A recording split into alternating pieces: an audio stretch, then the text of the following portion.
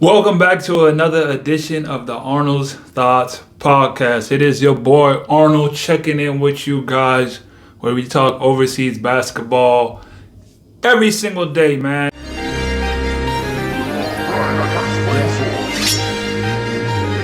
What are you thinking? Yeah. What are you thinking? Yeah.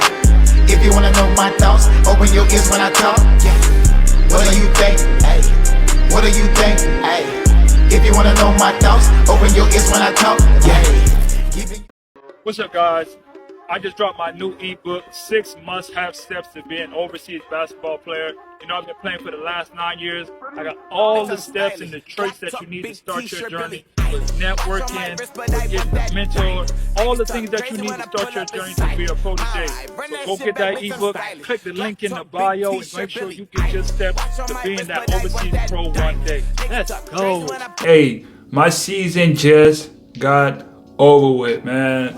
I made it through 9.5 years of the season. I just got done. It was a bittersweet ending, but that's the game. That's how things go. You just enjoy it all, man. Before we get started, make sure you guys hit that like and subscribe like always and stay connected as we just go through this overseas basketball journey together. And I just update you guys and give you guys all the tidbits and just let you guys know what's going on. You know what I mean? Let you guys know how to survive, how to enjoy, how to maximize and get everything out of the season that you're applying for, that you're in, that you're going to, that you want to achieve next year or one day play. It's always good to get information. I heard a saying one time, it says information changes your situation. So that's why I do what I do. Just try to provide as much information and value as possible. So the next one coming up behind me, the next person, the person who hears it. This episode of Arnold's Thoughts Podcast was brought to you by Bold Claims Apparel. Bold Claims. It's not just a statement, it's a lifestyle. Make sure you check the link in the bio and shop all of our latest apparel today. Back to the episode. They can get value out of this too, and they can go on and have them a successful career and just get the most out of this life of overseas basketball. It's just a great life. It's a great opportunity to play. It's just amazing, honestly. So checking in with you guys, man. I'm just having like a little recap of this season. All right, so I'm finishing up in Liga Argentina in the second division. This is my first time playing in the second division. I played in the first division. The team is called Hispano de Americano in Rio Gallegos, Argentina. If you tuned into some of the other episodes and you've been following along, you would know I've been playing here. And like I always like to say, it is at the bottom of the earth. And I'm not joking when I say it's at the bottom of the earth. I literally mean at the bottom. If you look up Rio Gallegos, Argentina, it will show you literally at the peak bottom of the Americas, of South America, literally the bottom. So I will be taking a trip this weekend to go see some of the glaciers. That's one of the great things about playing overseas. You get to see different things and experience different things that you wouldn't normally see. Like, I'm from Florida. Ain't no glaciers in Florida. Ain't no mountains to go scaling and things of that nature. You have to go somewhere else. So me, particularly being an island boy, I'm really from the island. I'm from Bahamas, you know, and grew up in Florida. So I'm all heat, hot all the time. So to go and experience this, you know, seeing some glaciers and seeing some like mountains with a whole bunch of ice. I know there's places in America you can go to do that, but when you're in a different country, it hits different. It's a different experience, you know. It's not easy accessible, you know. Going to see something in a different environment, you know. I have to take advantage of that. So in this episode, basically, I'm going to just be going off my whole recap of the season. The season was, it's kind of like how Giannis says, you know, there's steps to success. And we fell short as far as accomplishments of what we wanted. Of course, everybody accomplishment of the year is always to win the championship. That's always the goal. That's always my goal. If you follow me, you know that I always speak greatness is a habit, not a right, and you're always seeking greatness. But part of greatness and achieving greatness is having to fall short and not even say failure, but you're not always going to get to exactly where you want to get or, achieve the ultimate goal every single time. But that's a part of the journey too. Those are the steps that you need in order to reach the level in which you're pursuing. Each year, each situation is just all a part of the journey. We made it for the circumstances that we've had.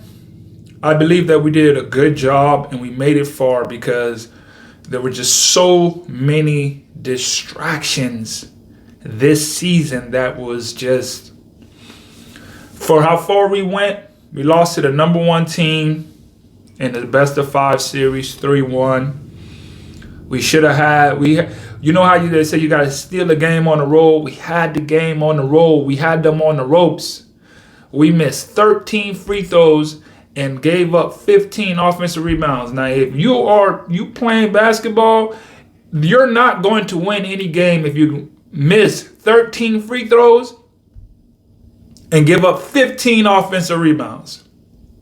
It's just too much.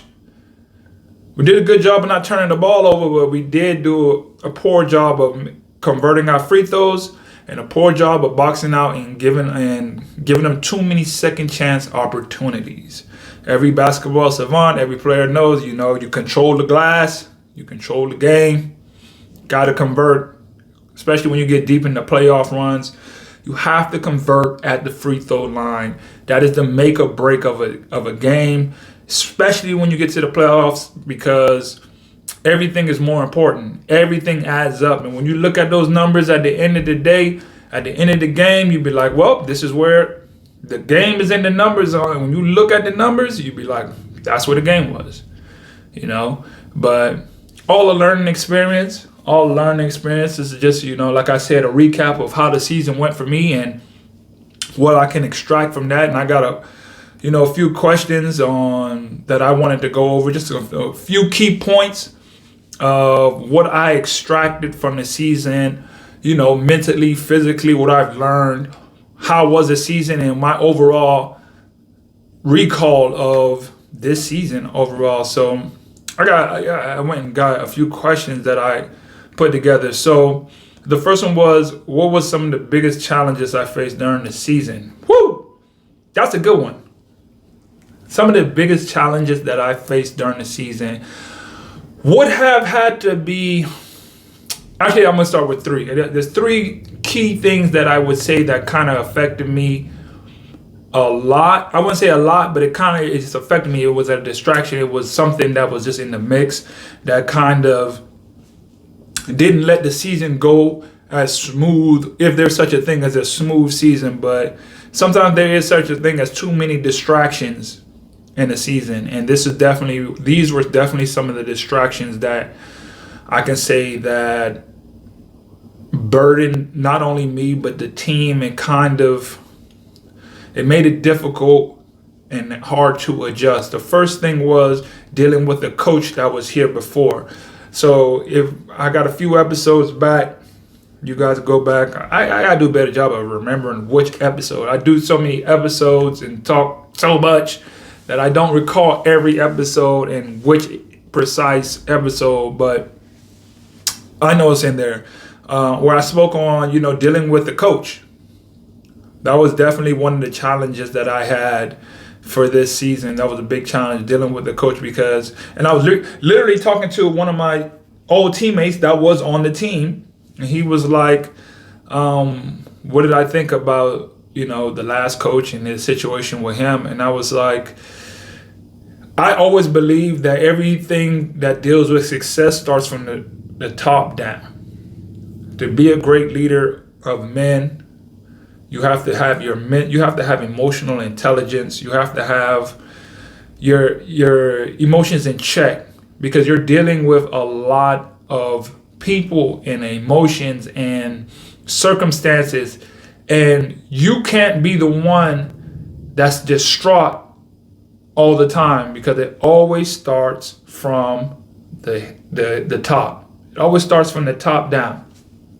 No matter what, in any situations, it always starts from the top down. And that was definitely one of the biggest distractions that I had to deal with, was dealing with the coach, dealing with his emotions. Like, you're talking about a guy that, and I don't want to seem like I'm just, okay, it's his fault, this, that, and the third. No, I don't talk about no one in a negative nature or a negative aspect. I just know, like, it's difficult when you're dealing with certain types of people and trying to get the job done.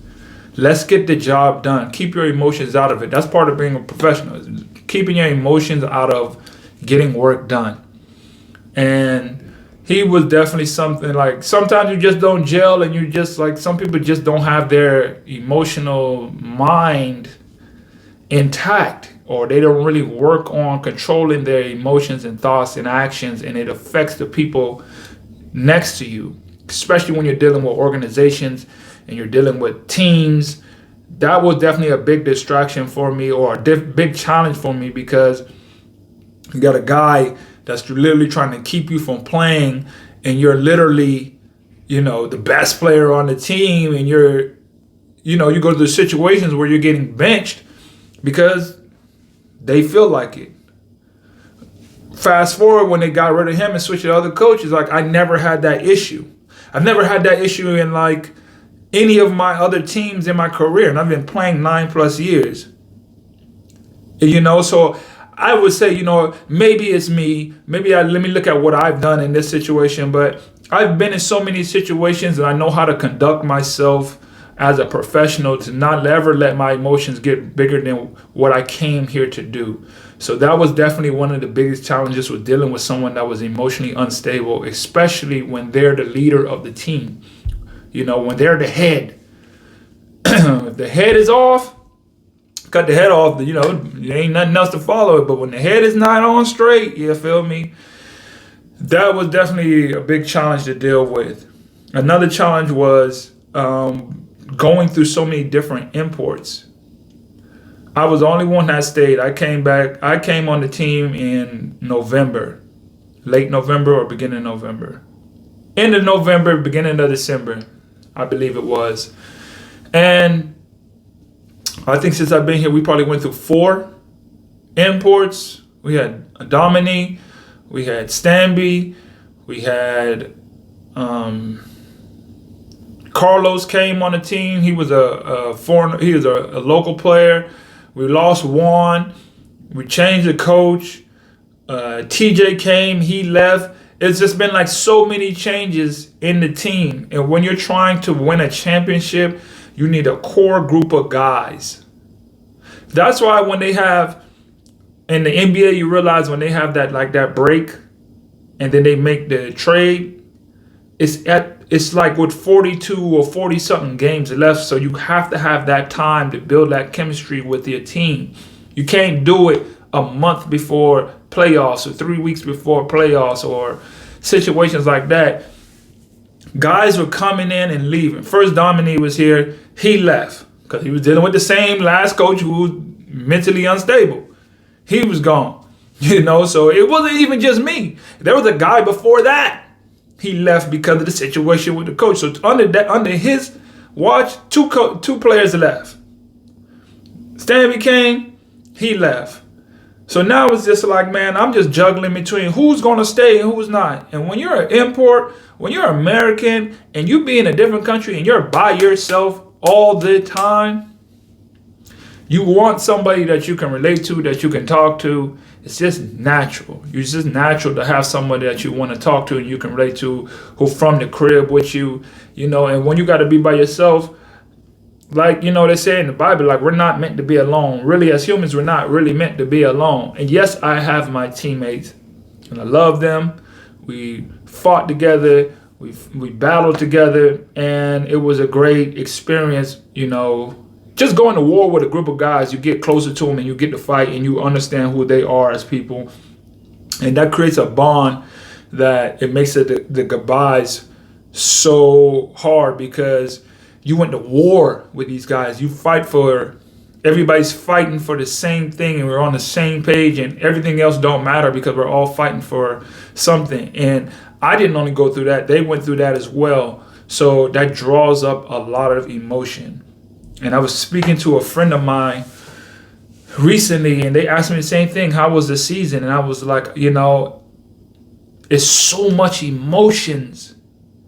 It's so much emotions when you got to go through switching players, being on the road, like dealing with people coming in and going and not playing and playing. And then it's so many different ups and downs through a season that if you do not keep your mind and emotions in check, it can take over you and cause you to not have a successful season.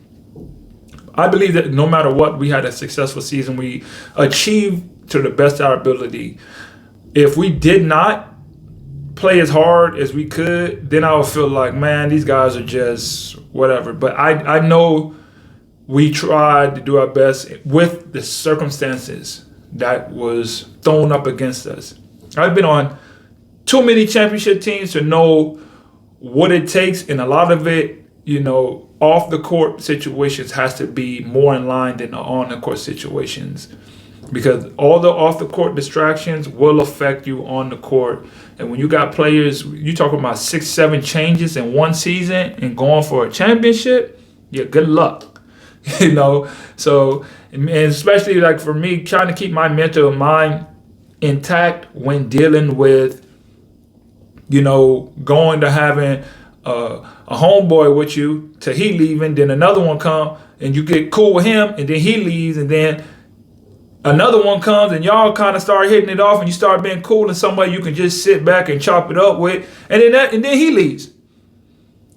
I seen a quote that this guy, he's on Instagram, he does a lot of posting on overseas basketball, he's an overseas player as well, and he was like, creating relationships with people that you will never see again. That's like one of the hardest things you do. And as overseas players, that's our life. There's people around the world that you just make a connection with like that, and then truth and the reality is of it, you never see them again. Catch them, and even way to work, the way Instagram and the algorithm works right now, you'll probably never see them again because Instagram doesn't even let you see all the people that you're following. So people that you're cool with and you might want to see again one day, you might want to check them on IG or something, the algorithm don't even let you see them anymore. You can't even connect with the people that you was cool with because you can't even see them. So that is definitely one of the challenges, was making a connection with people that you would never see again and getting close with people that you never see again, because it's difficult. It's very difficult to be by yourself, and it's very difficult to have a group of guys and balance the emotion of, should I really get close to this dude? Should I really become like cool with him? Because in a month, I'm gonna never see bro again. How close do I let myself get to my teammates? Because I don't know if I'll ever see them again. I gotta let my, I gotta drop some emotions to be like the connect. But then you find a guy that y'all mad cool and you be like, bro, I really rock with him. And then you never see bro again in your life. Never see him again in your life. That's the life that we have to deal with every single day. And that was definitely one of the challenges that I had to deal with, was understanding and how do I manage being cool, understanding the emotions, understanding that how close can I really get with somebody to really, the closer you get with somebody, the better you're going to be with them on the court. How close do I really allow myself to get the people that I'm working with? So those are the challenges that you really have to deal with. And you might think, it's not really that much, but it really goes a long way, into just this life. And that was definitely one of the challenges that I had to deal with. And, at the end of the day, you just gotta, my big takeaway is you just gotta enjoy it all. Enjoy the connections that with the people that you make and the time that you have with them, because life is too short and you never know when you will ever see them again, if you will ever see them again, 95% chances you will never see them again. 98% chance you'll probably never see the people that you made a connection with again when playing this life of overseas basketball. So that's just something I definitely understand, and that was definitely a challenge with me. Moving on, the next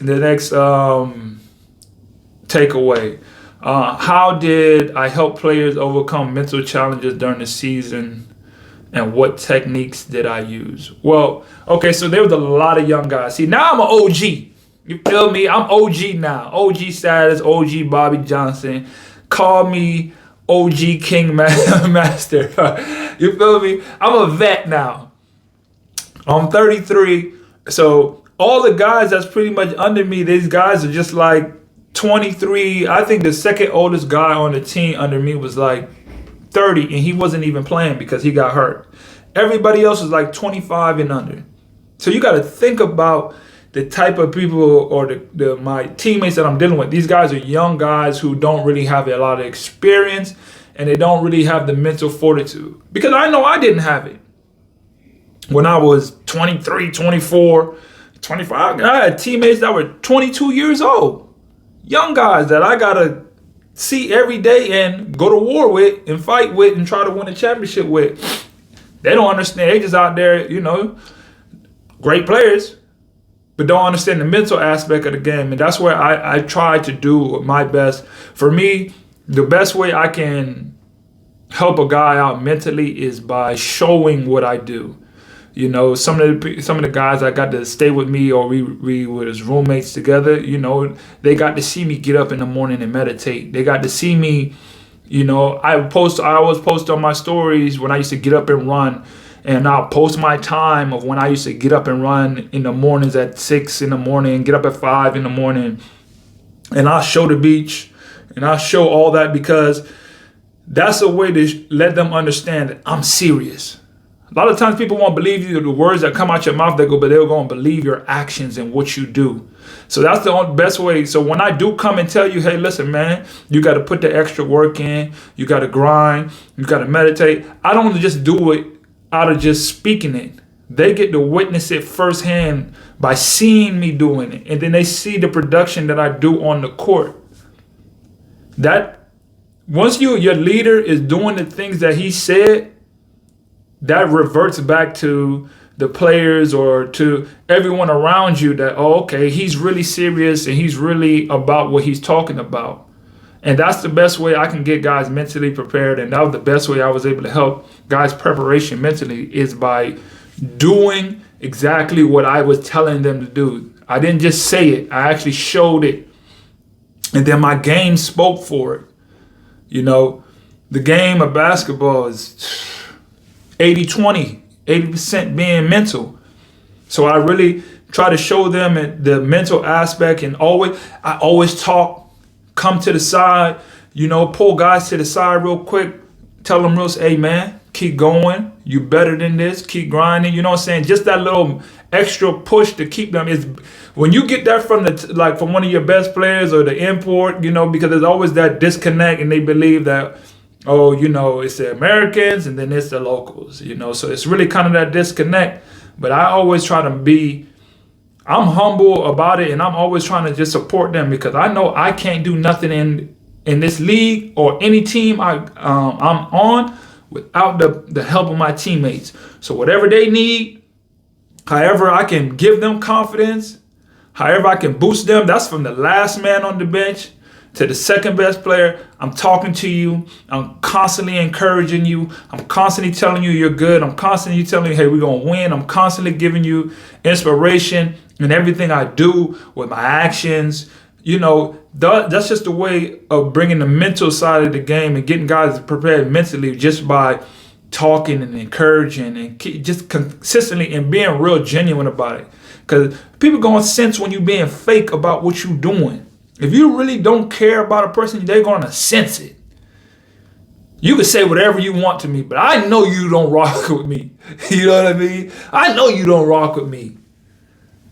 So I just try to keep it real genuine and keep it real at all times with everybody. And that was the best way I can help them out mentally and help myself out mentally. Some success stories, or tip 3, sorry. What are some of the success stories of players you work with during the season, how you help them improve their mental game? My point guard, I don't want to put him out there too much, but my point guard, he was going through a moment where he was feeling very anxious, you know. And I could relate. There's a lot of things to, you know, this game that I can relate, because, quick story, right? So it's 2014, 2015, I'm playing in Colombia. I'm having a very, very great run. You know, I'm back-to-back player of the week. I'm dropping 30 and 20. I'm going literally crazy. Like, I'm playing the best basketball that I've ever played in my life up until that moment. And that was very weird for me, because I've never been that good in my mind. I knew I was good, but I didn't know how good I was. And you compare yourself to the, you know, where you're at. And at that time, Colombia was jumping. Great players, you know, very active. And I was doing my thing. I'm talking about 34 and 20, 33 and 29, like really going crazy. And I find myself sitting in the room like, when is it going to end? What am I going to do when I'm done not playing so well? And that's what the story that I told to him, to relate to him. Like, look, I've been in that situation, because at this moment we was winning a lot. We probably won like 7-8 games in a row. And he was like, man, we won so many games. We won so many games. I got money. I'm young. I have no worries, but I feel like something, like it's going to break, or like I'm feeling anxious about what's going to happen next, you know. And I can relate to that, because I've been in that moment. I've been in that moment where everything is so good that it is nerve-wracking to you. You don't know how to respond to everything going good. Like, how do I deal with everything going good? And can I really sustain this, you know? And in those moments, I told him, you just gotta be grateful for the moment you're in, bro. Because not every single time you're gonna be playing well. Not every single time everything's gonna be going good. You're playing the game that you love to play. You're doing what you love to do. That's it. Do not focus on what's next or focus on the moment. Focus on whatever is going on in this very moment. Hey, we're having a conversation right now. Let's focus on this moment. Let's see what we can get out of it. Let's see how we can use that to make us just better people and individual. That's it. Just focus on that, because whatever you do in this present moment is going to dictate how you feel and the things that you do going further into your career and your future. So don't focus so much on the outcome in the moment. Just focus on being present in the moment. That's one of the advice that I gave him, and that's the advice that's some of the things that I've done that helped me in my mental mind, that I passed down to him. What are some of the memorable moments of the season? Wow, I'll give you a great memorable moment. I definitely made a segment on this one. The worst road trip that we ever had. That's the name of the title, the worst road trip, period. When we were going to go play, it's the worst road trip, period. We were flying to this team, we was on a 4-game road trip, 4 games, right? So first we had to take 3 flights. We took 3 flights on the same plane. That took about 4 hours. Then when we get off the flight, we get on the bus, one of the worst rickety bust-down buses. I don't know why they don't invest in the buses. Argentina is so big, there's so much travel, but they do not invest into the buses, into the travel. The country, economics, so much of that is going on. I'm dying. I'm not getting into all that. But as soon as we got on the bus, 2 minutes into the ride, the bus break down. So we're stuck outside at a gas station for about 5 hours because the bus breaks down. Finally get it going. We have another 5 hours until we get to our destination. We get there, it breaks down again. This bus must have broken down 3 or 4 times in a matter of 2 days. And I'm sitting here trying to realize, why are we just not getting another bus? We're going to continuously keep trying to ride this bus through a 10-day road trip, knowing it didn't last the first 2 minutes, but we're going to keep riding on the same bus? I don't understand. Why are we still doing this with this bus? The very last time it broke down, we was on the side of the road, and we're literally hitchhiking for people to come and give us a ride to go to the gas station. It's like, I was on the bus for like an hour or so. Everybody just said, you know what, we're finna walk to the gas station. 2-3 hours there on the road. It's 100 degrees outside. It's super hot. They walking on the road. We hopped on the back of a truck, riding down the road. We see them walking on the street. We had to pick them up. Hey, so we 8-9 deep on the back of the truck. Riding on the truck, we 9 deep. I'm recording everybody. Hey man, we on the truck. Hey, we together.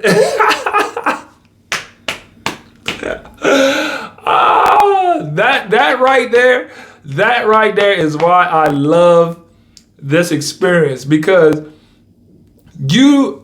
even though it was such a crazy experience and the bus breakdown and we're stranded, you're with your guys. You're creating a memory that you can't take away. Like, at the end of the day, everything worked out. We got to where we was going. That's just an experience that you can't ever take away. That's just something that I will always remember, because it might seem bad in the moment, but it was fun because it was funny. It was just funny to just sit in that situation and be like, bro, we're really stranded. We're really hitchhiking. We're really on a bus that could break down at any second. Like, as bad as it may be, it's like a funny experience that you won't get to experience anywhere else. You know, and that's something that I definitely remember that I would take from this season. I got the film. I don't even know what I want to do. Maybe one day when I drop a documentary of just my overseas basketball career, that I definitely saved a lot of that film on my phone. I got a lot of film from that whole experience. I just saving it on the drive. I don't know what I'm gonna do with it yet, but I definitely said I had to put my phone on. I said, I gotta record this. I gotta record these moments. This moment, these type of things, I gotta record this, because I don't know when I'm gonna ever be in this type of situation again, but no one's gonna believe me unless they see it. So that definitely was something, a memorable experience that I took away from there. Moving on. How did I collaborate with the coaches and other members of the team to ensure that we were ready for games? When the new coach came, shout out to Chiche Eduardo. Dang, what is Chiche's last name? I'm really bad with last names when it comes to people, especially Latin American. Y'all have too many names. Listen, everybody that lives in Latin America, from just all of y'all, Argentina, Chile, Ecuador, Colombia, having 3 or 4 names. Everybody has a name, then they have a nickname, then they have 2 more names. I can't remember all of your names. I'm sorry.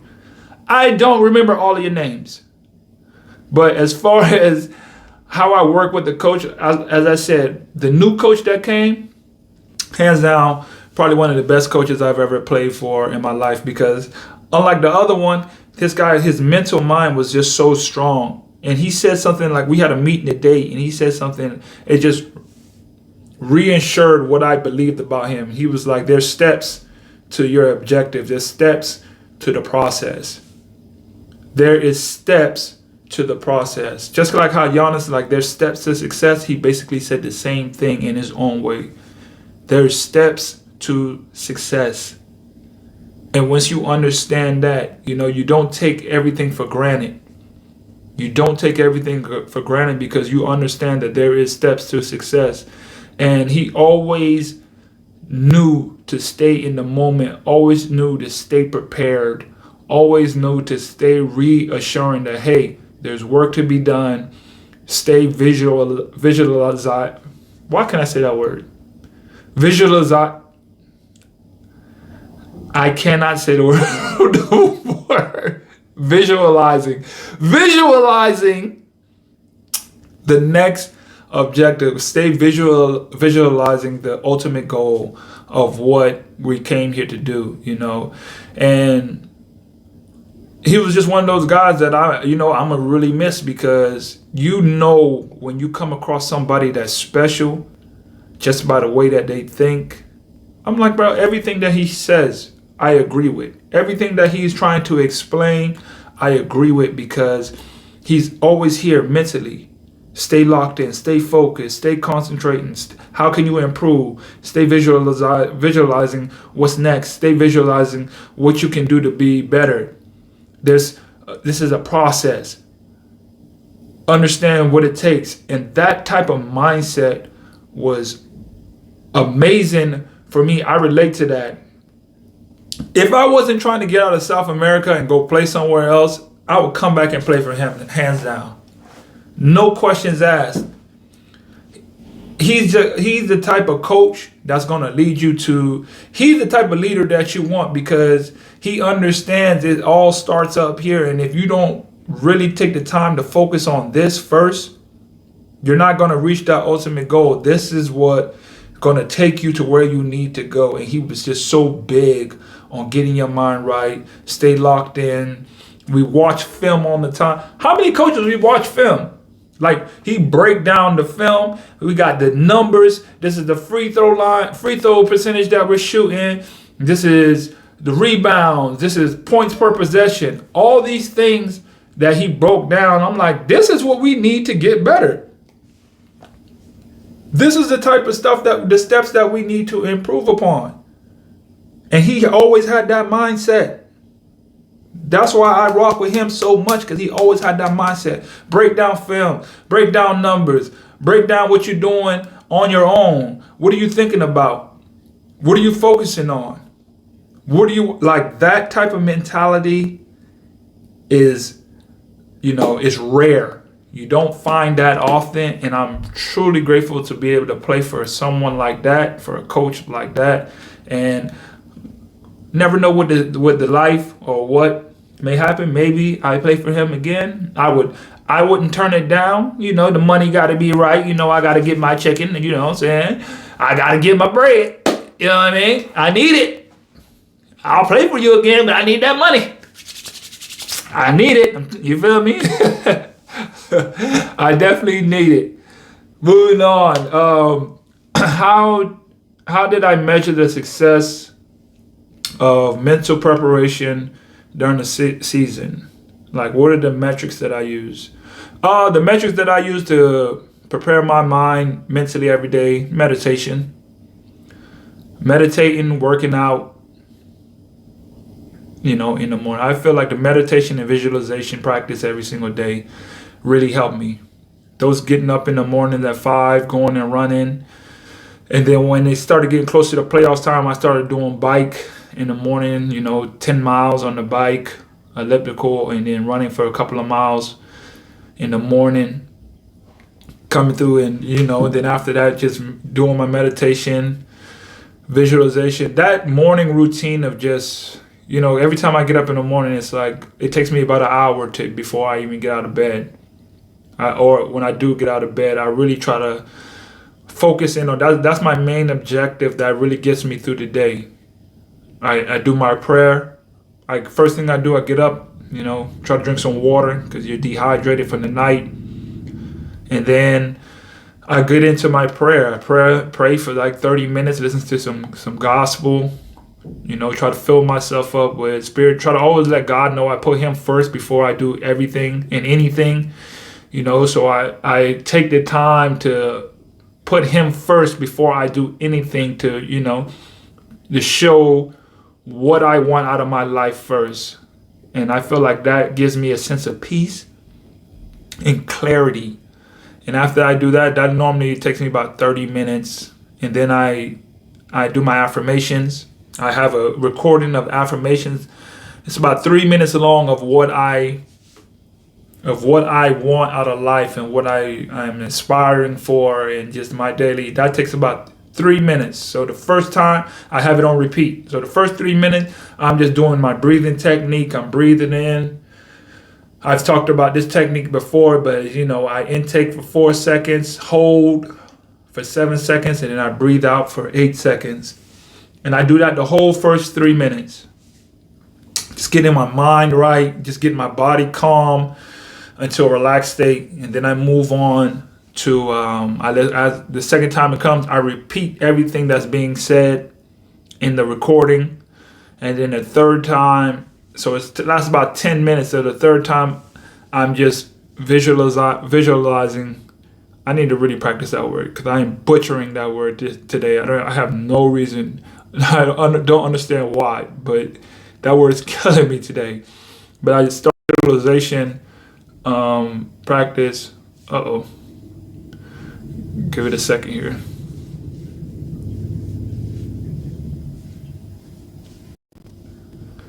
Okay, back to it. But I start my visualization practice, and then I start visualizing what I want for the season. I start seeing the championship. I start seeing these things, and I really start to get my mind focused on what I want, not only just in basketball, but in life. I think about my family. I think about my daughter. I think about, my company, how I want my company to go, what direction I want it to go. I think about these things that are like the most pressing things in my life that I want for my life, and just being grateful for those. I start saying how much I'm grateful for, just being able to wake up, a good bed, starting our day off with things that I'm grateful for. After that, I'm putting up hundreds of shots in my head. I'm hitting the 7 spots, 14 spots, 15 shots each spot. And then 15 free throws. I think it comes out to like 225 shots. I did that a lot to really just keep my mind focused on basketball and focused on making shots and staying prepared. Like always staying into mental aspects. What you focus on grows. So I really try to make sure I focus on these things to better enhance them, to better enhance my game and enhance my overall production. So these are the tactics, and these are some of the mental things that I've done. All this takes me about an hour every day I wake up. It takes me right around 55 minutes. I've done it so much, it takes me about 55 minutes to an hour. So getting up at the right time really goes a long way for me. That's the reason why I used to get up at so early in the morning, because I need an hour to start my day just by getting my mind right. Focusing on getting your mind right before you start your day can help you out through your day. And it definitely gave me a push through all the hard times and difficult times, because I know how I started my day off with. I know what I decided to focus on in the start. As soon as I open up my eyes, that's what I'm going to focus on. God, things I'm grateful for, and then I'm out. What I want to accomplish, and then what else can I worry about? There's nothing else to worry about, because I already know what I want out of this day, and I choose to go after the things that I want out of this day. Instead of letting the day happen to me, I get to attack the day the way I want it to, because I put myself in the right mental state to attack the day and achieve the things that I want out of the day, and achieve the things that I desire for, and go after those things, because I took the time to mentally prepare myself to achieve these things.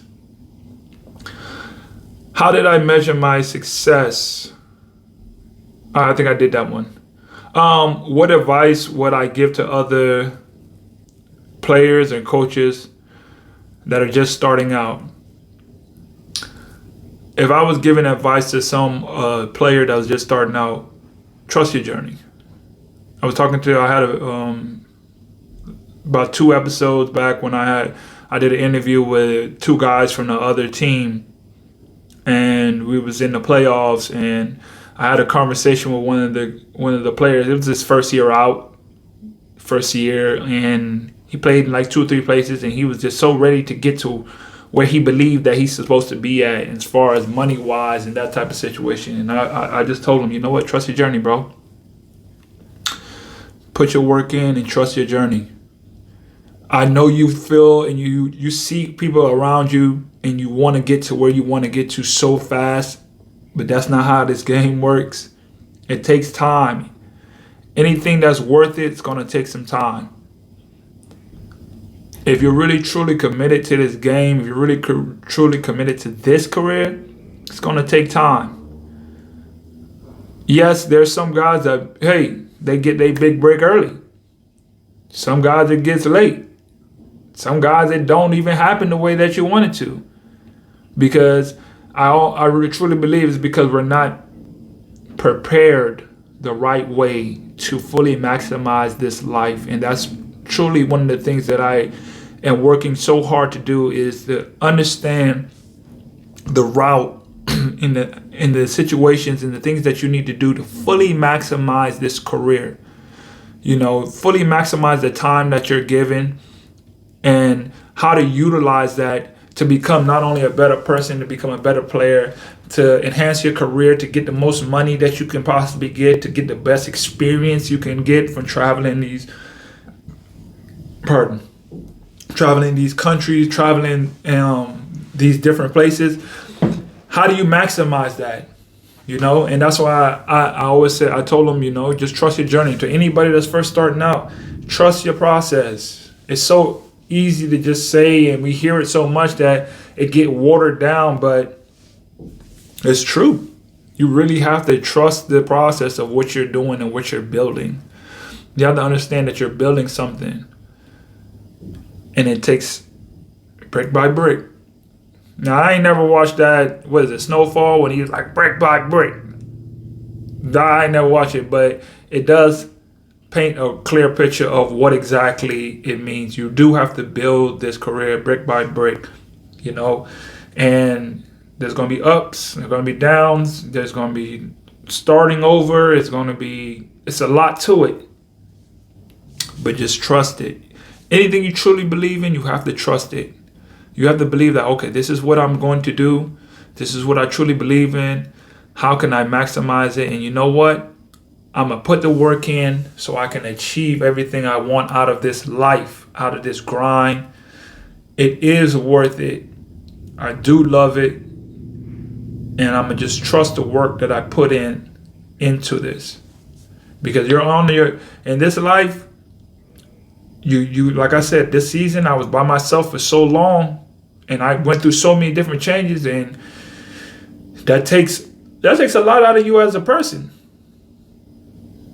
So you have to ask yourself that, like, what do I do? Do I really want to keep going through this emotional roller coaster all the time? I'm away from family, I'm having a good moment, then it's a bad moment. It's like such a roller coaster. But if you really, really want it, if you really desire to make the most out of it, you have to trust it. You have to trust in what you're doing, because at the end of the day, it's all relying on you and what you do and what you get out of it. How do you extract the most out of it for yourself? How do you focus in and lock in on extracting the most out of this life as you possibly can? Because you are the author and finisher of your story. You are author and finisher of your story and how you want it to go. Looking back on the season, what are some of the things I would have done differently? What I would have done differently? That is a great question. I can honestly say, man, I really don't know what exactly I would have done differently, because I already had a plan, and I stuck to my plan of what I wanted to get out of the time that I was here. You know, I got to work out, I got to focus on my business, I got to train. You know, I don't really believe there's anything more that I could have done, and that's how you want to leave every situation. You want to believe what I've done, everything I possibly could. One of my biggest issues was I always believed that, dang, man, I could have done more, I could have done more, I could have done more. And when I do that, I break myself down and I don't give myself enough credit for what I have done. And sometimes, like, that's why it's good to have people around you that are really watching what you're doing and supporting what you're doing. Because I had, in those moments, I had some of my, like my brother-in-law, he's real close to me. He's one of my, good supporter, a friend that I can go to. And he always tell me like, bro, you're doing so much. My mentor, she always tell me, you're doing so much and you still think that you're not even doing enough, but you doing. I'm a social media manager. I run my social media page. I run my podcast. I do my editing and all this and that. I'm playing a professional sport. I'm traveling. I'm a father that, trying to parent from across the phone. There's only certain much time in the day. I'm getting up, I'm wearing all these hats and doing all these things. And I didn't take the time to acknowledge that, hey, look at how good you're doing in this process. And that's how I want to do. I want to leave everything out on the floor to burn as much energy and do everything to the best of my ability. And I felt like I did the best I can in this season. And then I extracted the most out of my time that I possibly could. I read books. I took seminars. I utilized my time. I got extra training in. I worked. I did what I was supposed to do. And I didn't leave nothing up to chance. I didn't leave not going to the gym and getting extra workouts in. I didn't leave not staying committed to my business and working on my podcast. Because I can tell you, managing them both, and I drop videos every single day. I post two to three times every day. It is a full commitment, It really is a full commitment, and it does get draining and it does get tired. But when I look back at the body of work that I was able to stand through it all and build that resiliency up in my life, that's the word that I would use for this season was I really built my resiliency. And I'm really proud of that because I know once again I was able to stand the test of time. I was able to push through and grind through it and fight through it and literally be the last import standing on this team and in this situation and take my team to the semifinals, even falling short. But I really put everything out there to the best of my ability, and that's all you can hope for. That's all you can do. And when you look back and you start thinking about, dang, did I really do everything? And you always be like, I know all the time, I'm like, well, I could have did this and that. But I'm like, no, you know what? I really did do everything I can. And that's in the book, the four laws, the four agreements. I can't remember exactly the name of the book, but it's like the 4 laws. And it's like one of them was do the best you can. Do your best. Only you know if you did your best. At the end of the day, I know I did my best. And for that, I can't change nothing. I know I prepared. I know I got up in the grind. I know I studied. I know I went above and beyond. And there's always a better and a best that you can do. But deep down, I know, hey, you really grinded. You really worked. You did the things you didn't want to do, even though it was hard and difficult to, stay committed to stretching and staying committed to trying to eat right and getting up and running and extra training. And when your body's hurting, going and working out, like all the little extra tangible things to make you better, I put forth that effort, staying, making sure I get my episodes out, making sure I post every day. Doing all that just made me understand that I'm strong, I'm capable, and I'm willing to, go the distance.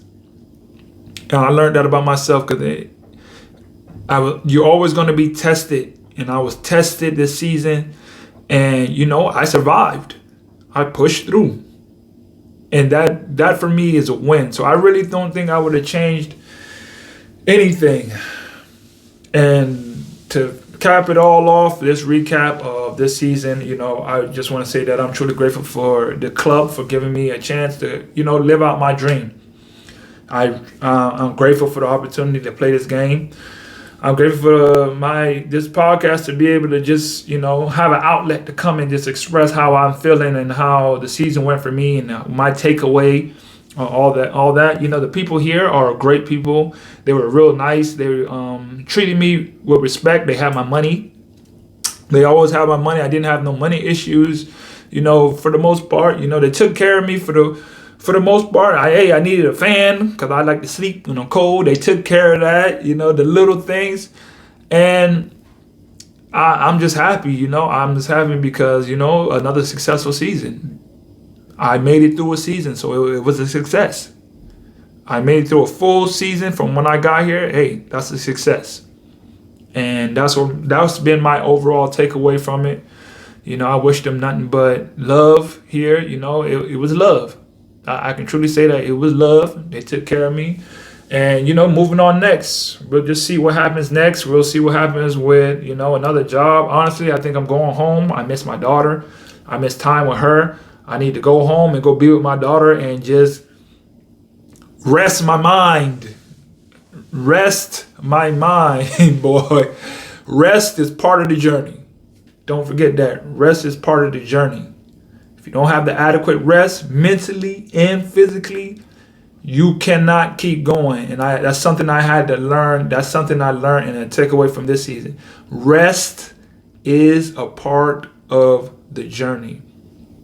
There's a time for grind, a time for going hard, and there's a time for rest. If you don't have the adequate rest, you're not going to be able to maximize to the full capacity of what you're trying to get done. Listen, that's all I got for this episode. That was my takeaway from this season. Another great season. Another successful step in the journey. I'm geeked because I'm just eager for what's next. And that's all I got, man. If you guys leave me a comment, hey, man, till next time, I'm out of here. Hey, guys, thanks for tuning into the show. Please subscribe on our YouTube, Spotify, Apple, and wherever you listen to your podcast. I greatly appreciate it.